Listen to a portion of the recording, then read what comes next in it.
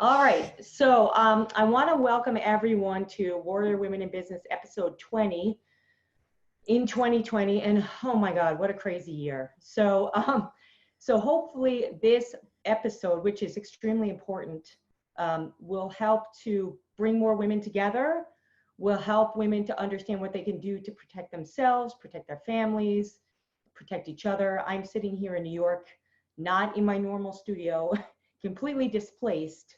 But it is a very, very important that we stick together through these tough times. And for those of you that don't know anything about Warrior Women in Business and don't know anything about me, I just wanted to give a quick brief on who I am and what Warrior Women in Business is all about. So my name is Jasmine Sandler. I've been in digital marketing for close to 20 years now.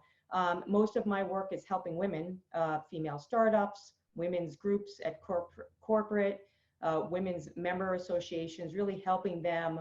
My mission is to help them build their brands, get out there, be something great, whether you want to be a leader or you want to be on a team. That's kind of what I'm here for. I have a small agency here in New York, and Warrior Women in Business is fairly young as an entity, as a business. It's only about 2 years old. My business is 14 years old. And the reason that I started Warrior Women in Business is as a speaker on social branding, I saw that my audience started to skew women. And I saw like, hey, you know what? There's more women that want to be entrepreneurs, that want to be leaders. So I took the lead and I started this podcast, which is now an entire event series. Unfortunately, right now it's virtual. But you know, the intention is really to bring together women with potential mentors like Daphna, who we have on today, and other mentors across the country to help female entrepreneurs increase their opportunities for business development and learn from each other. So again, my name is Jasmine Sandler. I'm going to be doing less talking. I'm really super excited to have Daphna Zillman on the podcast today. So say hello, Daphna, to everyone. Hi, everybody. And Jasmine, I have to congratulate you because it's so wonderful for you to do this for women. It's so important too in this day and age. People think with the Me Too and everything that's been going on that women are more in the forefront, but that's an illusion. So anytime I see somebody like you really opening the window for women, it's exciting, and I just wanted to say thank you. Oh, well, you're welcome. I mean, the thing is one person can't do it alone. I say that all the time, right? So it takes all of us. Someone has an idea, but all of us need to come together. And I find since the Me Too movement and everything that's happened with women, and I'm so involved in New York, going to events when this isn't going on, there's a lot of female leaders that want to do something. So it's kind of like, how do we help each other? So before we get into the questions, you know, a lot of my women don't know you, and you're in Beverly Hills, I'm in New York, the two hot spots of the coronavirus, but you know what, we're still on today and we're still strong. So I wanted to give a quick background about Daphna for those of you that don't know her. And I was thrilled actually that she reached out to me to be on the podcast because I think she is a powerhouse. And so a little bit about Daphna. So Daphna is the president of Cinémoi. Did I say that correctly? Cinémoi. Okay, good. I don't really know French. Well, you have to kiss when you say moi. Oh, Cinémoi. Okay, yeah. fantastic. Everyone will be doing that today now. So it's a television network devoted to film, fashion, and lifestyle. And you're going to talk about that today and how you got involved in that. She's also a New York Times bestselling author of The Gray Zone and a dedicated philanthropist. And we're going to talk about today, really kind of focus on what you've done to help girls and women and what your own personal, you know, mission is to utilize your business success and your personal drive to reach your own personal goals of helping women. She is the founder and chairperson of Children Uniting Nations, a nonprofit. In fact, on my podcast, I always look for women that are behind nonprofit initiatives that help women and children. I'm assuming maybe that's how you found me, but you know, a lot of my women know that the last 2 events that I've hosted have been, actually 3 events, have been to raise money in New York for suffering women and children that have been displaced or abused. So I'm very much about people like you that are helping children around the world. And it provide you have a real passion for children in foster care. And so, this is about providing foster care children with devoted, non-paid mentors, which I love. And she successfully lobbied to attend the Family Preservation Act, ensuring safety of children returning home after foster care. And I know actually, personally, it's a big issue. I actually have two friends of mine, I'm from Boston, that have foster children. And it's like an interesting process that you wouldn't know that it's actually difficult. It's a difficult process to go through. So for any of you out there that are looking to take on foster children, and I know a lot of women, certainly in the ages of like 35 to 54, are sometimes looking for that. So maybe you want to talk about that. Cinémoi, just a bit about that, and then we'll get into the questions, is a 24-hour innovative network dedicated to curated films, high couture and international lifestyle. And it's all about, when I look at you, Daphna, and I took a look at Cinémoi, I see this elegance. It's kind of very attractive. But I know previous to the podcast, we talked about the importance of women showing themselves in the right light, right? And not making the mistakes that can inevitably happen in fashion and film, and especially with young women, right? Getting into these and getting visible in media spaces. So with that being said, I want to jump right into the questions. The first question is, also, before we got on the podcast, I had a call with Daphna, and most of my friends know that I'm a musician, and she also had a record label. This woman is amazing. So, and also has been a mogul in real estate in New York. So you just have an amazing background. So what I'd like you to do is talk a little bit about, really, how did you get here today? I think, it's a really good question, because people usually think that you kind of have goals in front of your face and you go for your goals. I don't think that gets you where you want to go, because I don't think any of us really know precisely where we want to go. In my case, it's been following my passion and really leaving the horizons open and not shutting the door to things that come at you. Opportunities reveal themselves only if you are open to them. And by being fixated on specific goals, sometimes you shut off the opportunities that push you forward in life. In my case, that was the case. And it's taught me throughout my life not to really put parameters, to always create a scenario that is limitless. And by virtue of doing that, you actually look at opportunities and you welcome risks. And I think if two things have helped me get where I am, is taking risks and keeping open, and always following my passion. I love it. So what is your passion? Talk about your specific passion. My passion has always been, to develop in business an opportunity for women. So even in the record business, when I had the record label, and it was a punk label. Yeah, love it. The first punk and new wave record company in the world, we opened up to women that otherwise wouldn't have gotten the same opportunities. And it was important in terms of executives, in terms of promotion women, just giving an opportunity to women to learn. But of course, I started it as a teenager. So that was just basically wanting to be with my girlfriends, or finding new girlfriends that love music. And we had such, at the time, the music industry was all about singles. It didn't allow for artists to really personify their own passion. It limited them. And so my idea, and the whole idea was punk, was to confront society and also to bring in music that was culturally challenging. Absolutely. Like we came up with the first rap reggae album. We had Black Flag. We had all these huge bands that became the name of the game, even though when we started, it was so risky because we couldn't even get radio play. But that's why I'm saying, by following your passion, suddenly opportunities come and show you the way. And in my case, you know, I started traveling to all the colleges, and because we couldn't get radio play, I hired college students in radio college to be my sales team and paid them commission. So of course they played all of our records in hot rotation.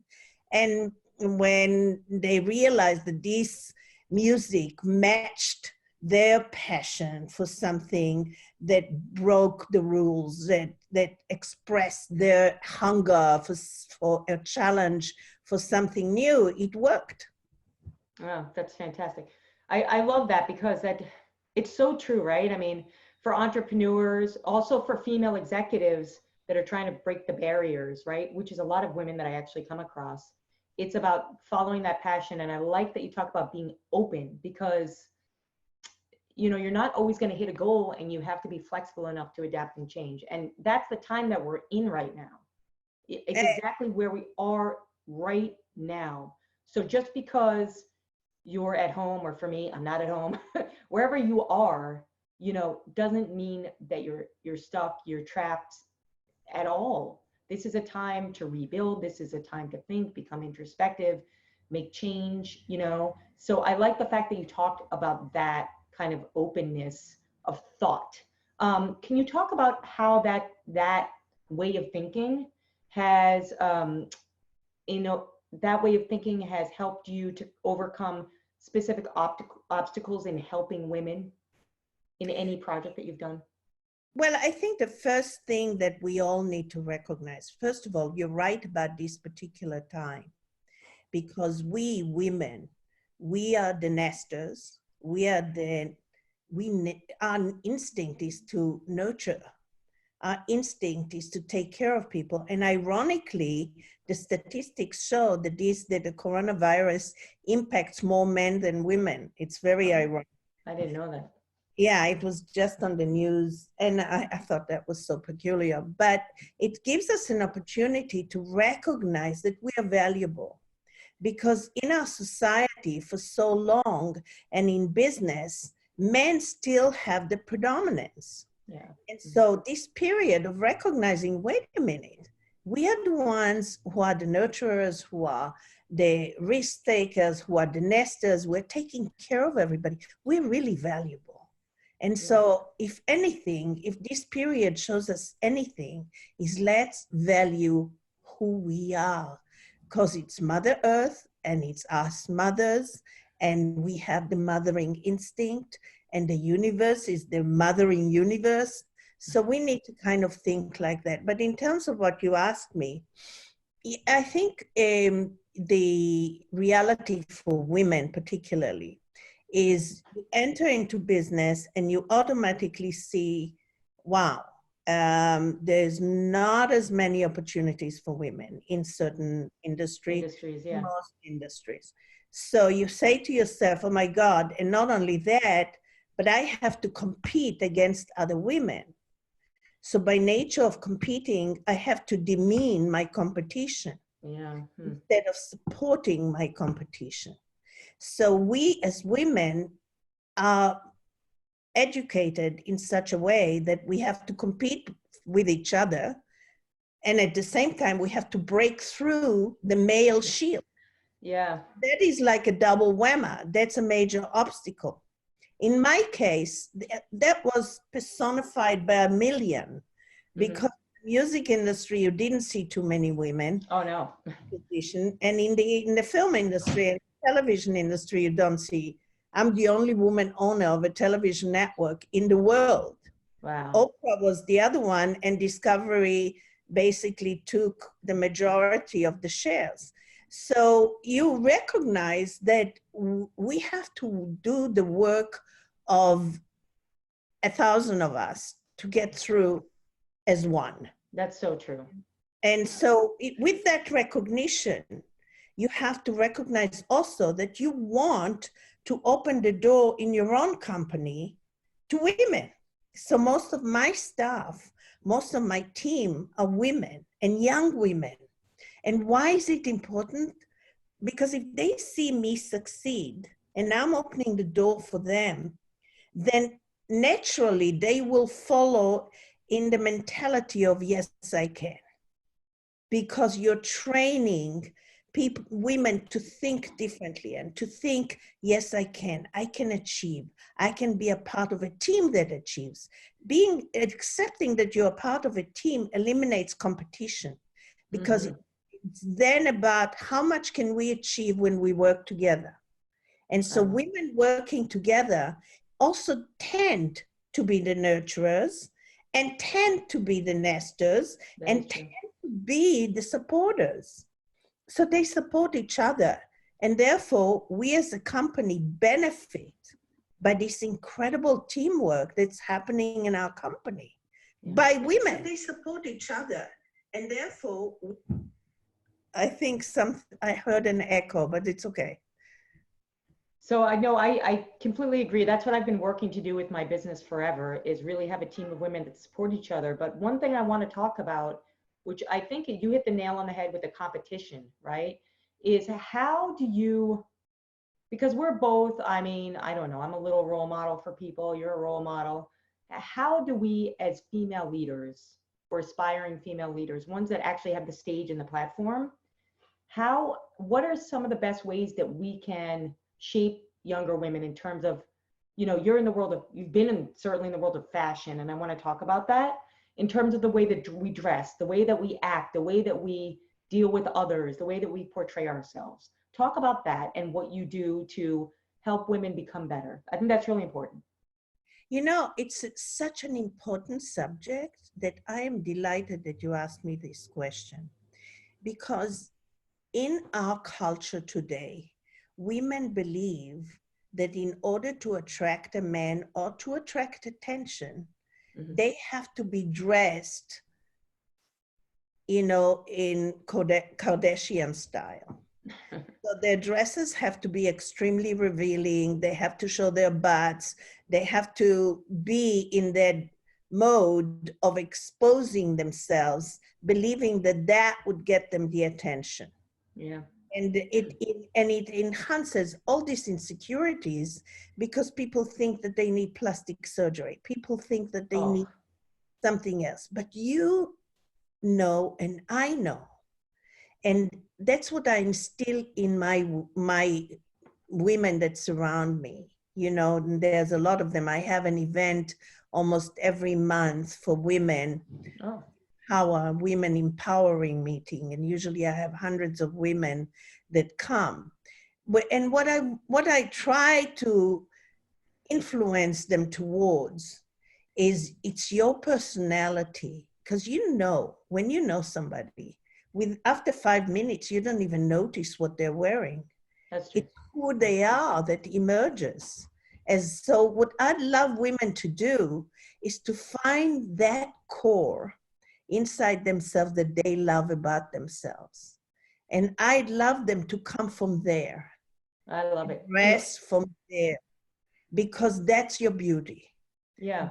I've seen girls that are prettier and girls that are not as pretty, but the ones that are not as pretty sometimes have such a better personality that they're much more engaging, and they may be wearing a sweatshirt and jeans, and the girl who's wearing the revealing dress that's, a mini dress that's showing the curve of her butt may not be as enticing at all. On the contrary, because you get distracted from who she is, and she doesn't even know who she is, because she hasn't spent the time.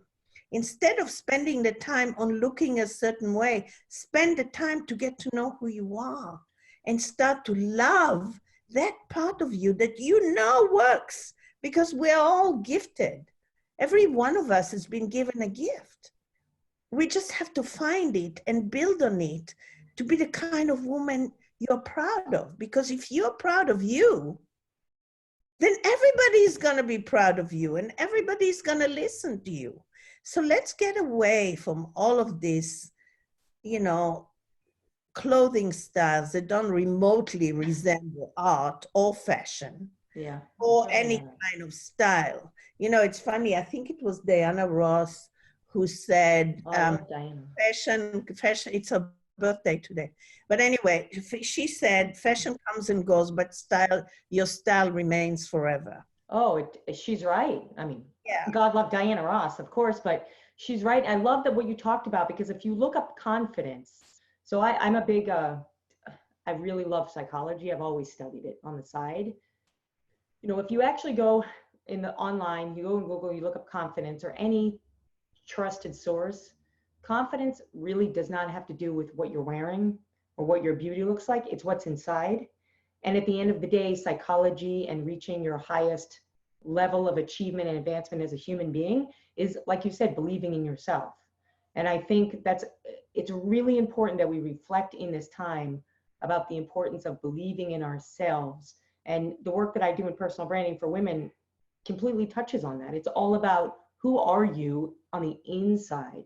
Because once you understand who you are on the inside, then you'll become braver actually to go after what your passion is. I find, I don't know if you do, that a lot of women hesitate and maybe take positions or do things because they think that they need to. Because they're uncomfortable, not believing enough in themselves, and they're uncomfortable with the challenge of success. Success is hard work and perseverance. Success is about evolving as a human being against your Achilles heel. That's what success is. And if you follow that, if you can achieve overcoming your own Achilles heel, you can conquer the world. Absolutely. So let's shift this conversation a little bit. I want to get into what the topic is about today. I mean, these things are really important for empowering women, but I think I really want to get into talking about safety, right? So I'm still, hopefully my mom's not listening, going outside once a day, but I have my gloves on, I have my mask on, I have my hat on, I'm sprayed down with Lysol. That's like severe protection. But when we're talking about us protecting ourselves, I think there's a lot to this topic. It's physical protection, emotional protection against others. I want you to talk a little bit about how you think women can protect themselves and what you've seen. You know, maybe you want to talk about what you do with children, you know, the whole word around protection, self-protection. I want to take it from a different angle. Okay. Because the biggest abuse that I'm seeing for women in this country today is economical abuse. Okay. Because when I got divorced, we were in divorce court, and because our case was a big case, they were stopping it several times to hear small cases. Yeah. And those were women that were coming in to complain to the judge that their husband stopped paying child support or alimony, and they couldn't pay their rent. And now, because they couldn't pass the home study, their husband was now claiming custody of the children because you have to pass the home study. And so I was listening to this, and I started inquiring, and I got very involved with family law lawyers and judges and really understanding the system. And the system basically sends women down the river, because if you are a middle-class woman who's divorcing or a working woman, it's a one-way ticket to poverty, because the courts lean towards the earning spouse. And usually it's the man that's the earning spouse, because the woman has several children and she's bringing up the children and she's busy creating lives or enhancing lives. And so what happens is, when the divorce occurs, they are literally on their own, and family law does not protect them.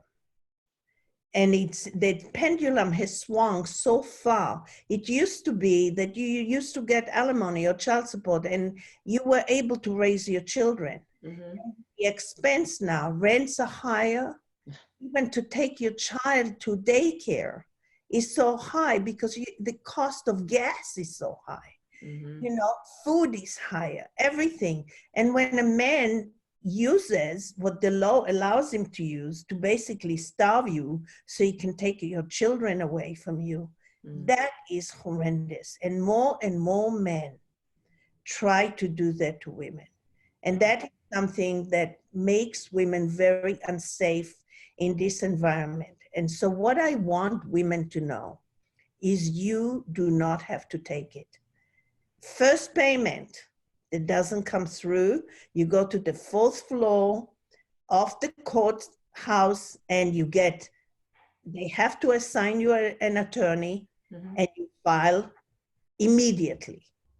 You use the law on your side, because you have to remember, if your husband is the earning spouse, you have to remember that judge is earning $169,000 a year. So therefore, he starts making more money when he becomes a renter judge. And the person who hires him is the lawyer that is the better lawyer because he has more clients and he's more expensive. And he's representing your husband. You have a trainee representing you. Yeah. So obviously, the judge is leaning towards the lawyer that he can hire him later as a renter judge. So the system is warped. And I've been bringing it up to the Congress, to Nancy Pelosi, Amy Klobuchar, and telling them we must change family law. Oh, yeah. Maybe there must be more protections for women. We cannot allow mothers to stand in a poverty line and lose their children and find them in foster care. That's why I got so involved with foster. I see. Because I see women, and I wanted to bridge the gap for these women that couldn't afford to take care of their children, and make the children available to them so they are still involved as a family. And it's so important, because the foster care system is broken as well. So that's one of the things. The other thing that women must protect themselves with, you have to educate yourself. Your best protection is education. And that ties into also what you were just talking about, because I know a lot of women that have gone through divorce that are, left with nothing because they didn't take the time to educate themselves and empower themselves. So sorry, go ahead. I think there are parallels here.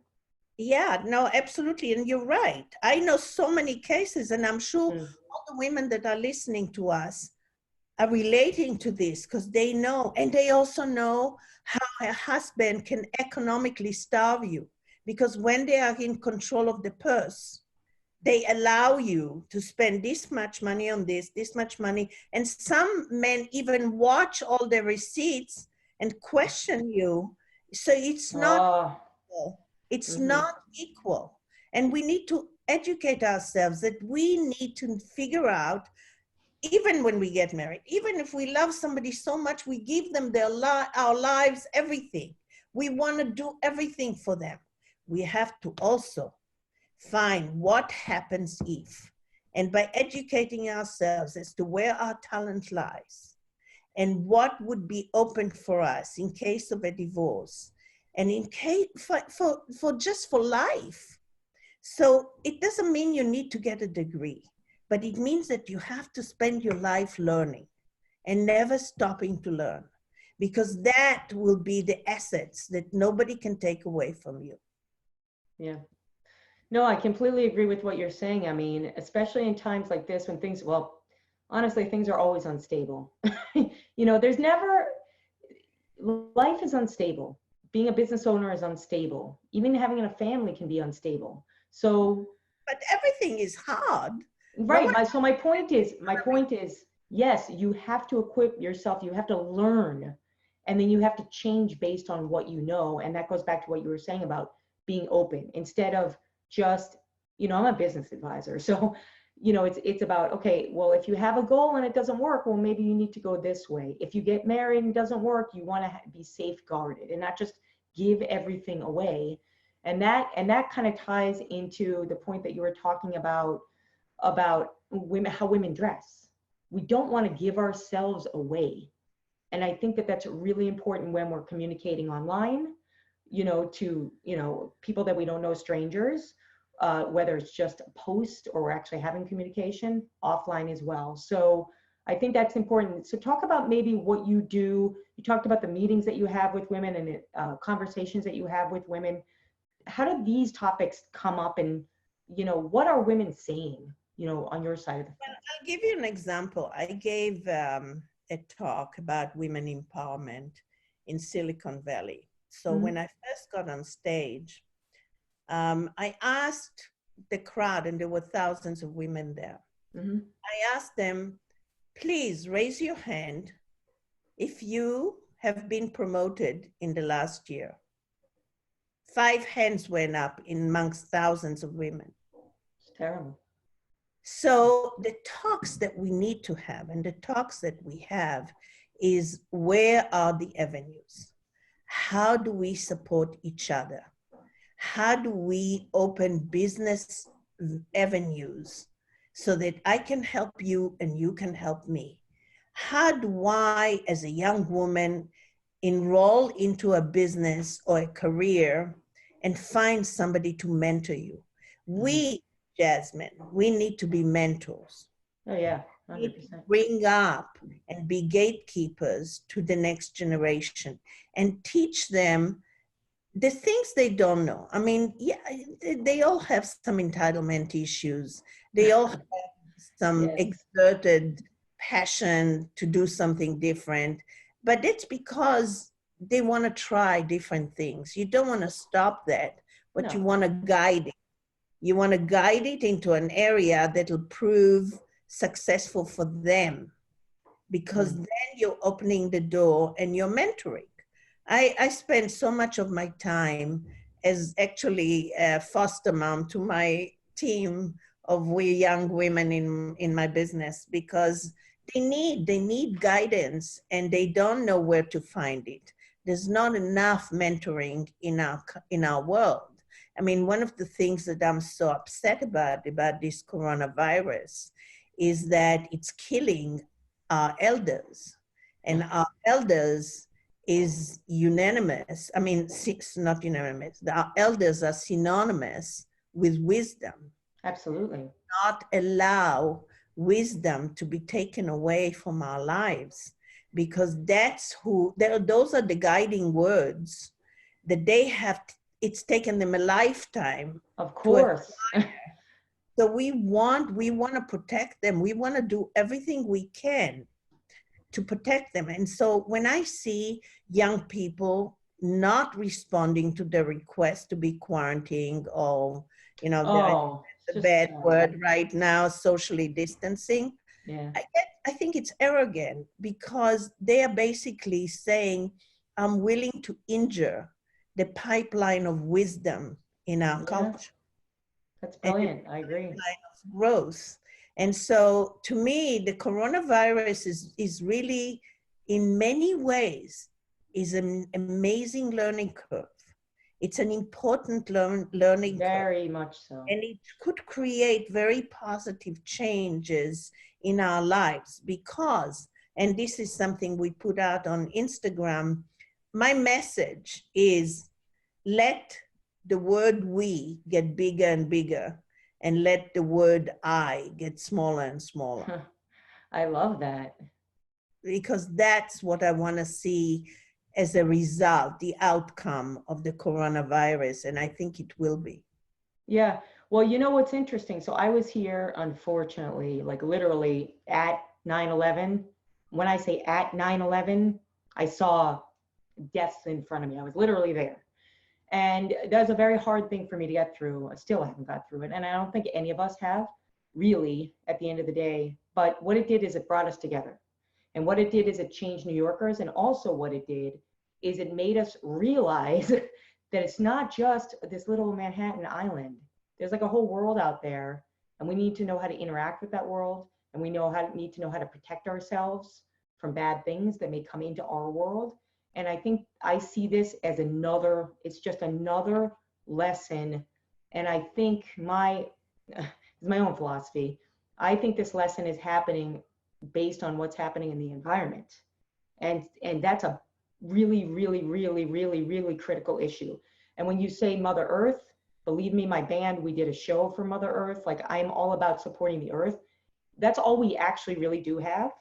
And everything that happens, we have to reflect to why is this happening? What can we learn from it? And then what can we do to make it better? So when you say that kids are at spring break and partying, and I understand that, because they haven't probably been, either they haven't been through a crisis, and or they don't have the right role models, right? To Well, show them, they don't realize how important it is because no one's taught them that. Do you know what I mean? I think parenting, it's the wonderful thing about this period is that parenting is becoming an up close and personal experience. And wonderful thing because parents and children are spending much more time together.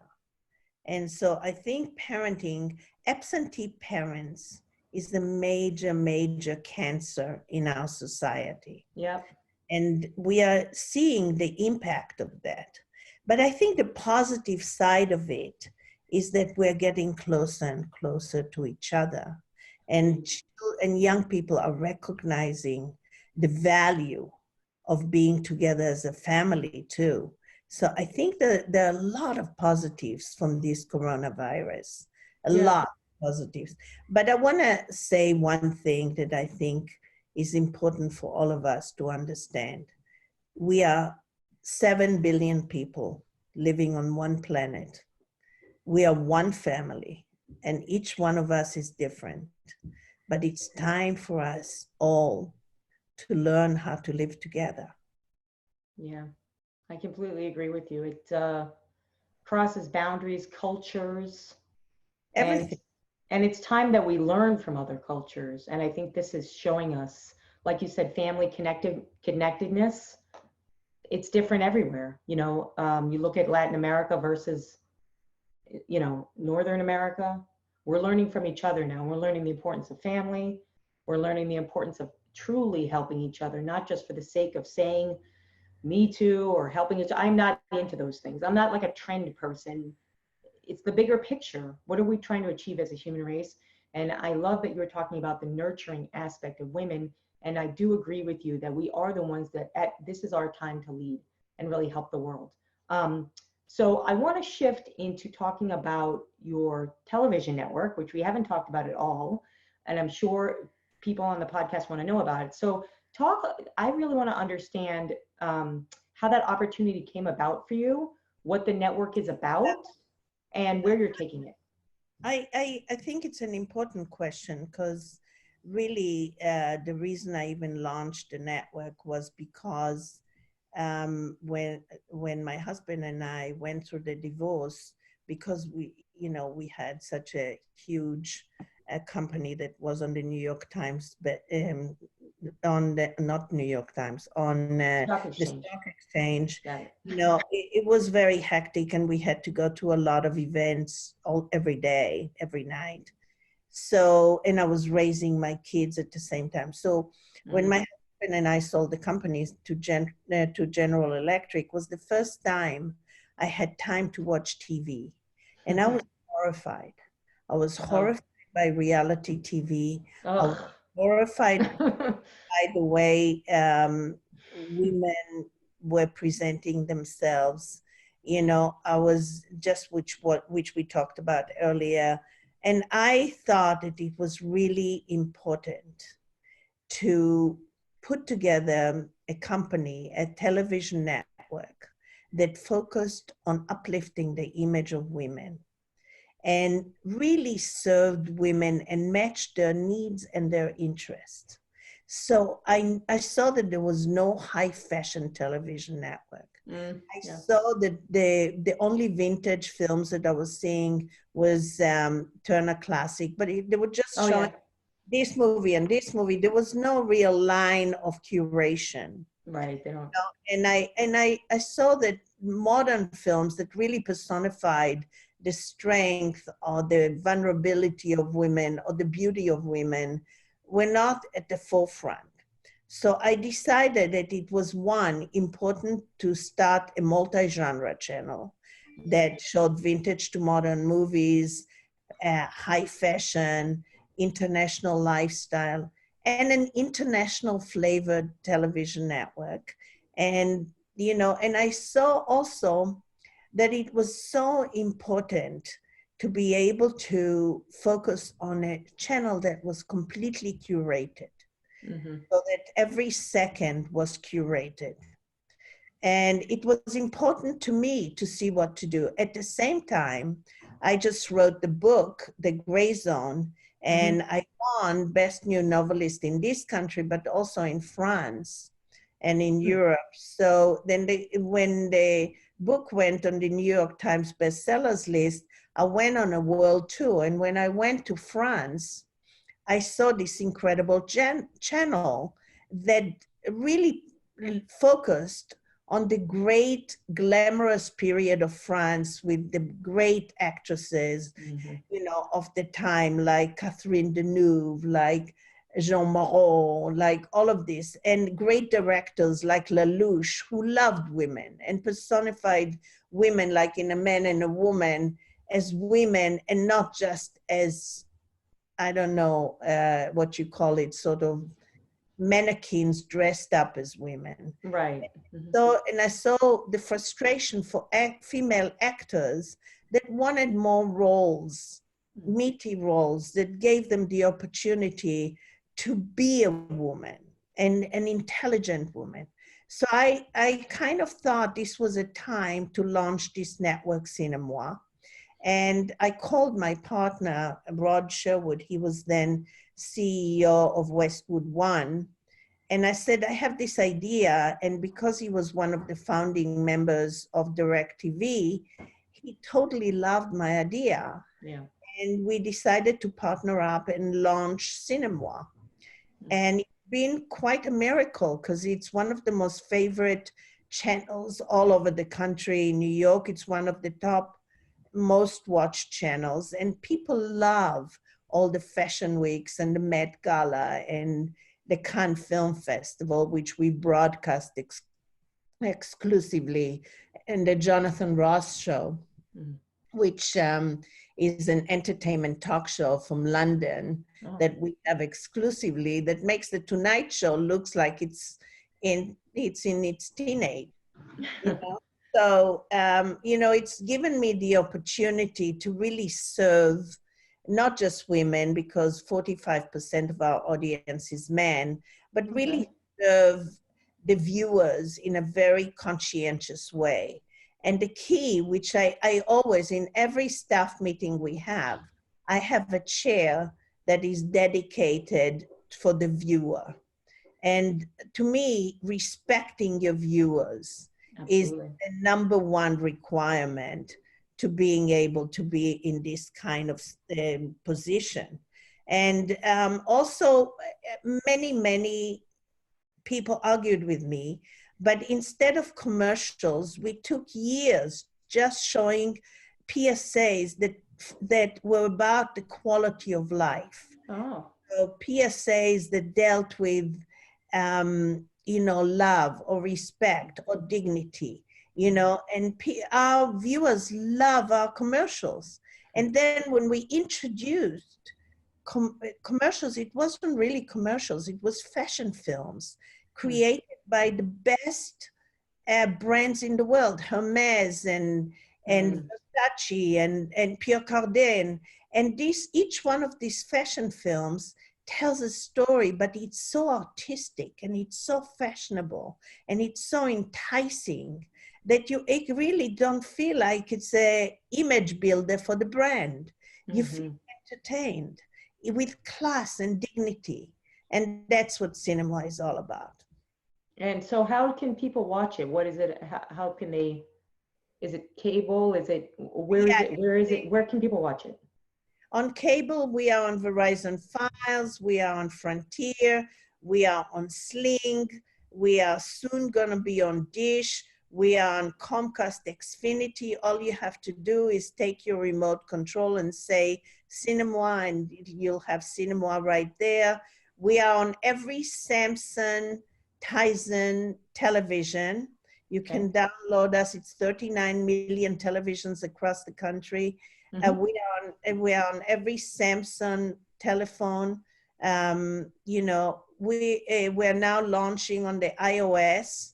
So Great. we are everywhere, and we are everywhere, and people really love it. They just love it. And we now have a YouTube channel as well. And if, you know, we give away a lot of programs also on our website. So if someone wants to know all about us, all they have to do is go on Cinémoi, CINEMOI.tv. Okay, fantastic. Yes, I've been to the site and I love what you're doing. I feel that it's important, and you know this, but I think it's just very important for the media that we consume as female consumers to be things that I love the words that you used, classy, you know, uplifting, elegant. These are things. This is what we should be watching and consuming, and also learning. I love that it's curated and that you're really giving people content that is refreshing and artistic. And I mean, I live in New York, which has that, but it's not so much seen anymore. So I think that people will really love it. I'm sorry, go ahead. No, people do love it. And oh my God, we have thousands and thousands of emails from people telling us and thanking us. They call us Vanity Fair on television. But, you know, the words that we use internally amongst our team is everything we show has to be inspiring and aspiring. And the discipline, we disciplined ourselves enormously when we wouldn't take advertising that were sort of lowbrow advertising. Yeah. Wouldn't. And we created this as a luxury platform only for luxury brands. And the reason is because we wanted to avoid, once again, having pollution on television. Good. Because the viewers are so sick of it. And so we wanted to really carry the message of respect in a genuine way so that people can see that we really mean it. Yeah, well, I'm glad that you really mean it. I originally started my career as a media buyer and planner, and I just couldn't even watch what was on TV. So it's wonderful. Someone asked if you're on Optimum. Are you on Optimum? Optimum? I don't know. Are we on Optimum? No. Okay. And then what about downloading it from Google Play? Someone's Yeah, asking. we are on Google Play. Okay. All right. Good.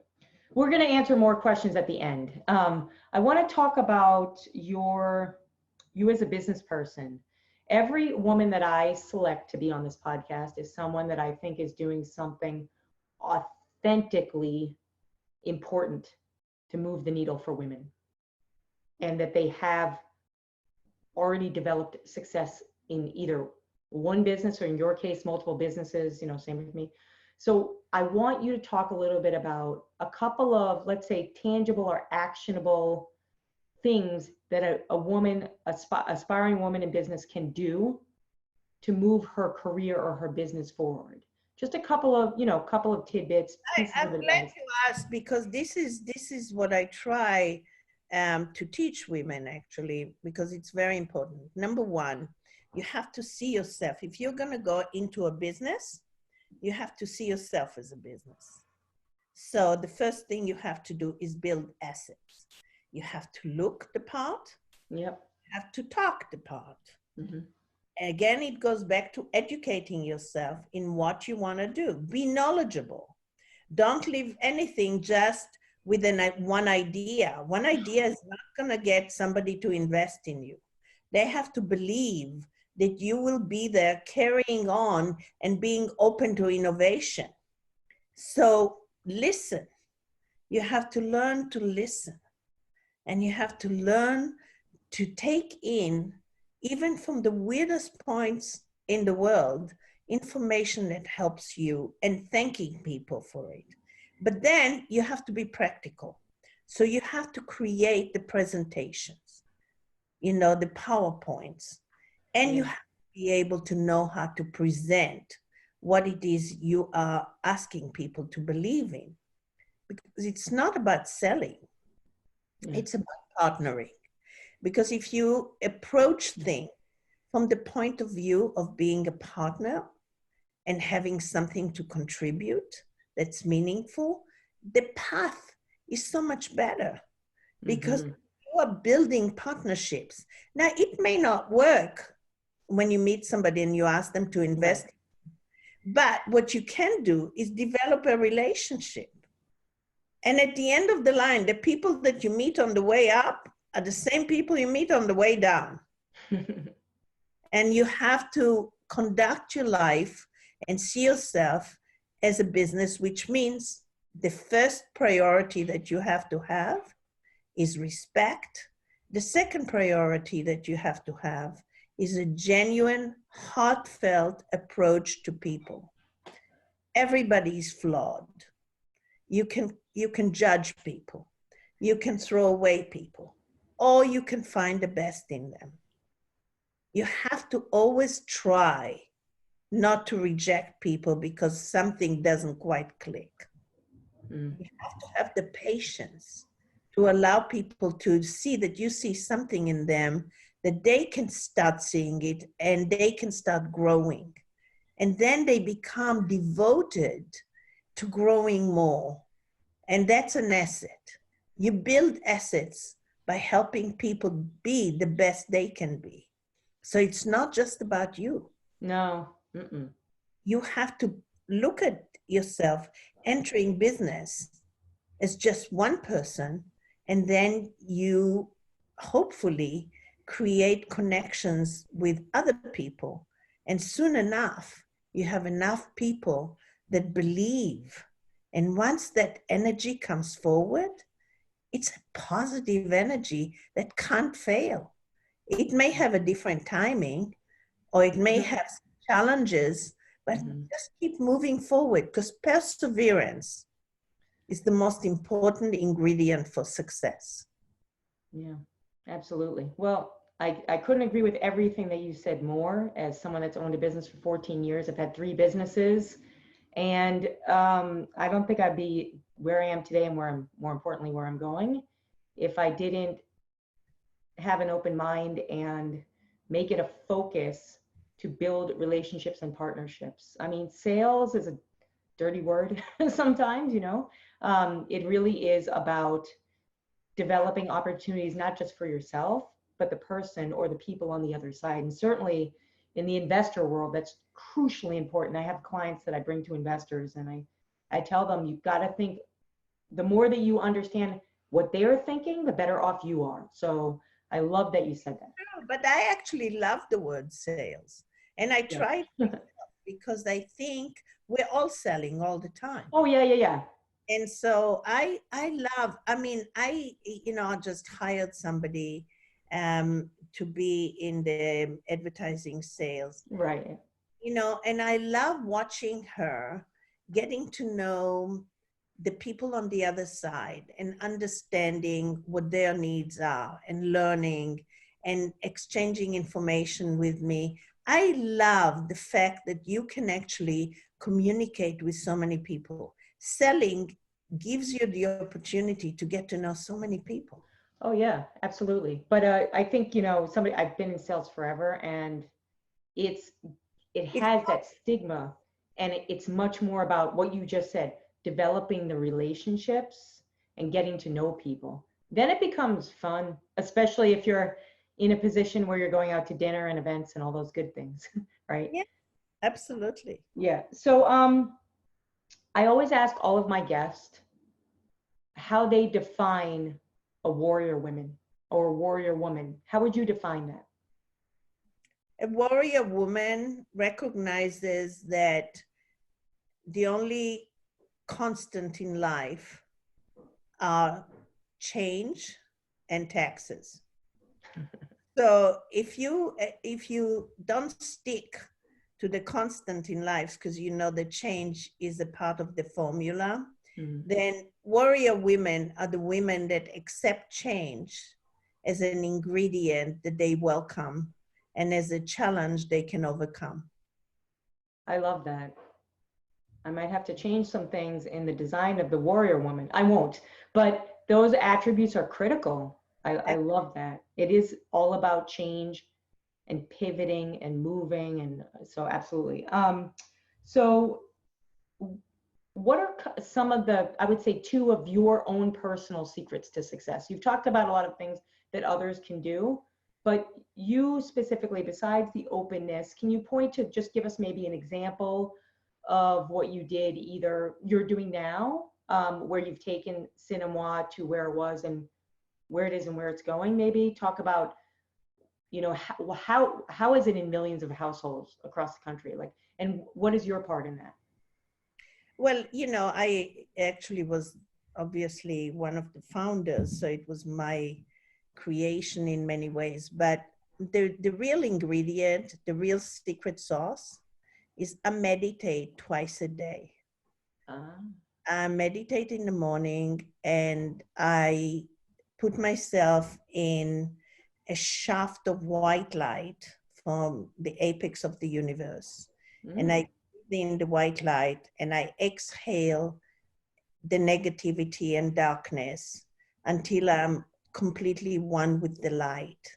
And then I ask for guidance. And that has been the secret to myself. That's amazing.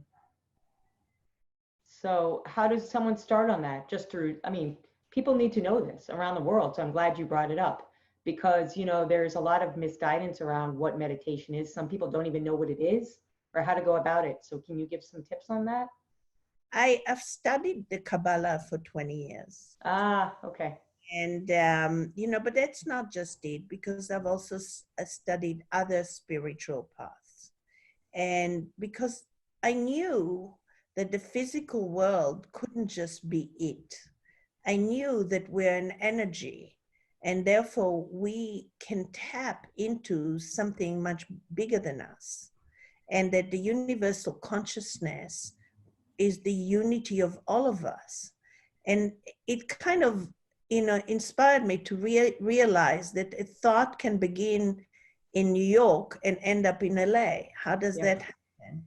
And it happens because we are connected through this universal consciousness. So what I call the light is really bringing in the universal consciousness and becoming one with that. So some people call it God, and I believe in God. So for me, that is a part of it. But I believe that I'm a part of something.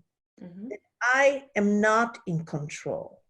I control what I can to make things better, but I gave up control because I believe there is a higher power. And I think that is something that we all need to aspire to, find that particular thing that elevates you into a place of such positive influence, and exhaling and letting go of the doubts, of the anger, of the any kind of negativity, and just believing that you can be better than that. If you just allow yourself the time to meditate and elevate yourself into a place, because I think to be a leader in business, you have to learn to be a leader that comes from the right place. Oh, yeah. So you have to get there. And I think the universe tends to give you what you can handle at the time of your growth. But if you allow yourself to grow more, the universe gives you more. I think this is what's happened in my life. I've been in the pinnacle several times, and there must be a reason for that. And I don't think it's me. I think it comes through me because I open myself up to it. Right. Yeah, I studied some Kabbalah, and I there's a lot of it. I mean, not probably as much as you, but the point of the vessel and filling up the vessel, and, you know, being a container and letting go of the evil. I believe it's all very important. And you're right. I mean, something happens in New York, someone thinks something in New York and it happens in LA. It's generally not by accident. And I think the more, to go back to your original statement, the more that we are open to change as warrior women, the more that we are open to how other people are and not so judgmental, which is what I think a lot of this coronavirus is teaching us, because we're all quarantined. So we have to be around people. We have to understand that. So I'm glad that you brought that up. And I hope that people do start to practice that, because I think it will only make us better as people, better as women in business as well, to shave down the competition, which I think, like you said, I agree, completely defeats us. It makes it just another level that's harder for us. Right. So I think it's 4:11, well, at least my time, 1:11 your time. So what I wanted to do is I wanted to see, I do have Molly on checking Facebook Live to see if there's any questions in the Facebook Live chat. Okay, that'll Yeah. be fun. Yeah. I have my iPad Pro open here, so I'll be seeing. Okay. Good. Molly, do you see a? We'll just hold on for Molly here. Do you see any questions there, Molly? What's happening on Facebook? Okay. Yes, she has. Oh, no questions so far. Okay, no problem. Yeah, we just want to give some time. If people have specific questions about Daphna, about her network, about Warrior Women, we'll give it a couple of minutes. In the meantime, I guess one thing that I wanted to talk about is, while we have the air here, is about what's in plans for Warrior Women in 2020. And I think one of the reasons that Daphna and I actually came together as part of the planning for Warrior Women is we've been doing a lot of events here in New York, and we're looking to broaden that and support women and other women's organizations in other cities. So, you know, like having Daphna on, and we're just developing our relationship here, which I hope is going to be a long, beautiful relationship. I think we have a question. Yes, helping each other. Then, you know, if there's other folks out there that are running women's organizations, please get in touch with us. And I think we have a question. What are some of your favorite movies in Cinémoi? Oh my goodness, we actually, there's so many. There is a favorite movie of mine called Thick as Thieves, with particular actress that I absolutely love called Radha Mitchell, but it's also with Morgan Freeman and Antonio Banderas. Oh. It's a fabulous movie. Also, we're just premiering a movie called War Brides, because it's such an important moment right now, because the Americans that went to England fell in love during the wartime with women that then were transported to the United States. And the reality of countryside in America was not what they imagined from all they've heard about in America in London. So it's the adjustment of women, the war brides, into a different lifestyle altogether, and the heartache and the beauty. So I particularly love that. We also have a movie that I truly love that everybody should see, called I Am Slave. I don't know, Jasmine, if you remember when all these familiar. But go ahead, what? When all these teenage girls were kidnapped by this Islamic group in Nigeria. Yeah. Well, one of them was a princess actually of that tribe, and she was sold in London, and she escaped. And it's the most amazing movie. And I mean, it should have won every award in the book. We find these movies that really are so inspiring about the strength of these women. And this particular one, the girl, the actress in it, is masterful. Like, I've never seen a performance like this. So I would love you to. And you know what we just found? I Am Slave, you said, right? Just so they know. I Am Slave. I Am Slave. And you know, this is not on yet, but we just found the original. Remember An Affair to Remember with Cary Grant and Deborah Carr? Right. We found the original, which was actually with Charles Boyer, who's French, and Irene Dunne, and they copied it. And the original is actually better than An Affair to Remember. So we're going to have that on the channel too. There's so many more. We show incredible. We also show this incredible series called Extreme Fashionistas, where we have a fashion a journalist going to countries that are under duress to find designers that are designing against all odds, like in Burma, when there is an ethnic cleansing over there, or in Turkey, where women are supposed to be covered up. So it's really, I can't see one, I can't say one favorite. It's hard. Do you do any, do you have any, do you do any like movie showings, you know, in theaters and in LA? Do you do events where you show the Yeah, films? we do screenings, Okay. and they are usually packed. I Yeah, it mean, sounds fun. fortunately, we only have 100 or 200 seats. So usually they get packed the first day when we send the invitations out, because people love our movies because you can't find them anywhere else. So, yeah. That would be a fun event. It With is our, fun. yeah, with Because our events, we always usually bring in an get, element of entertainment. So we might be able to do an event with one of I your would films. love that. We would That would be love so fun. you know, we should bring like I Am Slave to New York, and we should do a screening with you. I would love it. So People, that'll be on the calendar. okay. I've been trying to get Gal Gadot a response from her, you know, Wonder Woman, but she's so big. She's beautiful. She's so She's busy. lovely. I Yeah, know she's lovely. yeah. Okay, let me see if there's any other questions. Someone loves our advice. We love that you're on. Ah, that's so nice. Thank you. We love that you're on. Okay, so I only have about till 4:20. We have about 3 minutes if there's no other questions. We're probably going to wrap up. And, you know, there's so much that we can talk about.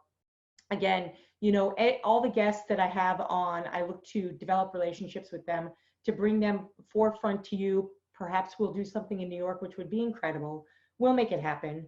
And then you could get more of an introduction to her network, which sounds amazing. And this is more of the content that we need, the advice that we need as women. 236, you actually have it. I'm sure you have Verizon in New York. Oh, yes, I'm on Verizon right now. We are in channel 236. On Verizon Fios or Verizon, okay, 236. Verizon Fios. So watch us. You will love it. Channel 236. This is a plug for Verizon, which is the best network. I love Verizon. Yay! Well, it works. So, Yeah. Yes, we'll do that, and I think we will definitely have a showing. So after this, we'll edit this for anyone of Daphne's lovely female audience that may have come in late or anyone that's missed it. We'll be providing this again, and I think we'll plan for an event for sure, and maybe have you. We usually do that a live audience podcast, and it's a little bit fun, and have a showing of the film, and that would be fun. I would love. Yes, and my last question for you is, besides going to the website, any other ways that you want our audience to reach you? Instagram, Facebook, what do you prefer? They can definitely send, you know, we have an office. Instagram. They can reach me through the website. The office telephone number is 213-788-3300. Email us, so go on the website and you reach me. They'll go on the website, and most importantly, they'll see the network and what you're about. I want to thank you so much. This has been amazing. It's a time where we do need to connect, even if it's virtual. I think it strengthens us, and we learn from each other, and we grow. So know that this is not a time where you just need to sit in your house and bunker down and not talk to anybody. I think it's the opposite. I think it's about connecting with others.